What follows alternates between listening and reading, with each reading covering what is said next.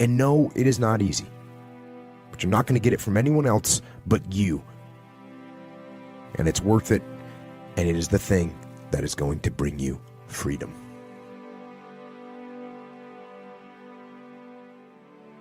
There's things that you know you're supposed to do as a human being. Things that you know are going to improve your life. Do those things. There's things that you know are going to make you a worse person and make your life worse. Don't do those things. Don't do the things that are making you weaker. Start doing the things that are going to make you stronger and smarter and faster and healthier and going to make you a better human being. I always say that discipline is the root of all good qualities. But you have to absolutely apply it to things outside of just waking up early. It's everything. It's working out every day, making yourself stronger and faster and more flexible and healthier. Discipline is eating the right foods to fuel your system. It's about disciplining your emotions so you can make good decisions. It's about having the discipline to control your ego so your ego doesn't get out of hand and control you. It's about treating people the way you would want to be treated. And doing the tasks that you don't necessarily want to do, but that you know will help you or help your team. It's about facing your fears.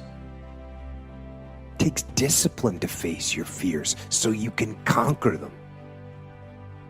And that's what discipline is. Discipline means taking the hard road, the uphill road, to do what's right for yourself and for other people.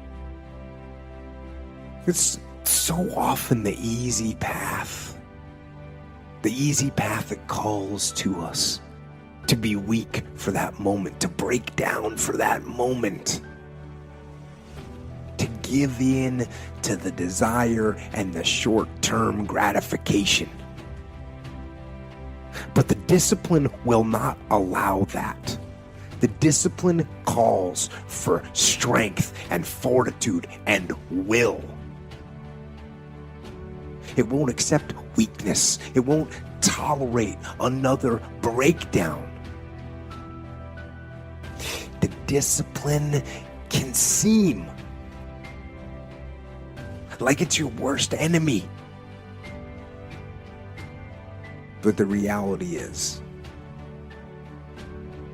discipline is your best friend. It will take care of you like nothing else can. And it'll put you on that path. The path to strength and health and intelligence and happiness. And most importantly, it'll put you on that path to freedom. It is work to maintain the discipline. That's what it is, work. Maintaining the standard. Giving no slack, none. That's the discipline. That's the discipline, and it is hard. And if there's one thing I would say that does make it easier, it's to envision what it feels like when you're done. What it feels like after you've worked out, or you've held the line on your food intake, or you've pushed through some monotonous project that you have to do, and all those things. When they're done, they feel good. And contrary to that, envision what you will feel like later when you let the discipline slack. You know the feeling.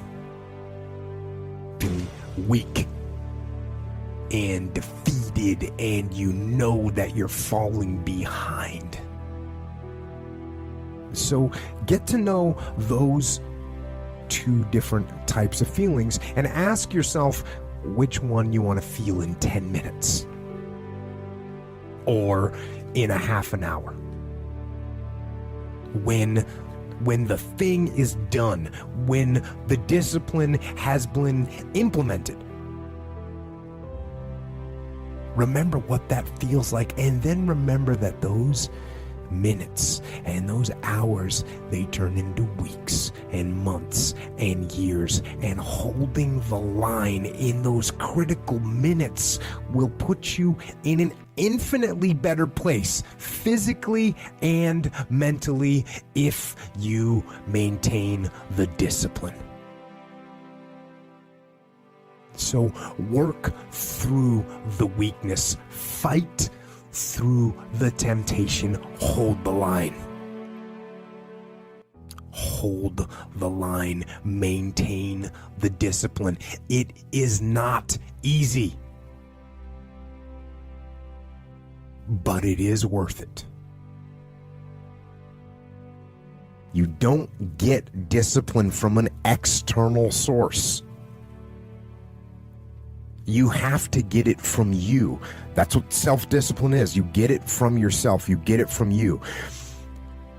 So there's people from every possible background, from no parents to crazy parents to, drug addicted parents to super squared away parents, and everywhere in between on that spectrum that are completely disciplined people.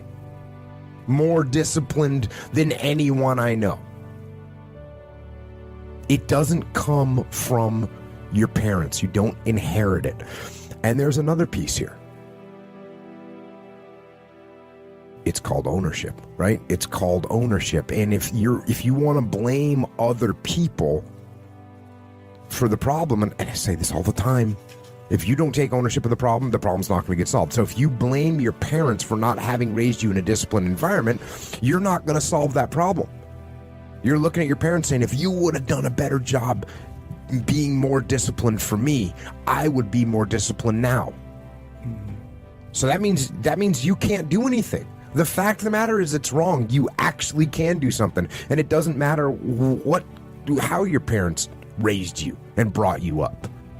You can have the discipline you need to decide to do it. So as long as you're blaming other people, I mean, if you blame me for not discussing it, you blame me for having zero idea what that experience is like, you blame your parents for not raising you this way, as long as you're blaming other people, as long as you're counting on other people to give you discipline, as long as you do that, you will not have it. You want to be more disciplined? Get after it. That's it, man. Get up early, do some kind of workout, eat good foods, clean your room, make a list of things that you're supposed to do in your life, and then wake up in the morning and do those things that you put on the list. That's what discipline is. And no, it is not easy. But you're not going to get it from anyone else but you. And it's worth it. And it is the thing that is going to bring you freedom. You know it's worth it to have discipline, but you think there's an easier way. Yeah. You think that it's something that people have. You think that when Jocko's alarm clock goes off, it's like, oh, just like my father taught me. The pillow feels soft and comfortable, and the alarm clock is banging on my head, and I don't like it. Yeah. But you know what? I know it's worth it to get up and get after it. I know it's worth it, and you know it's worth it.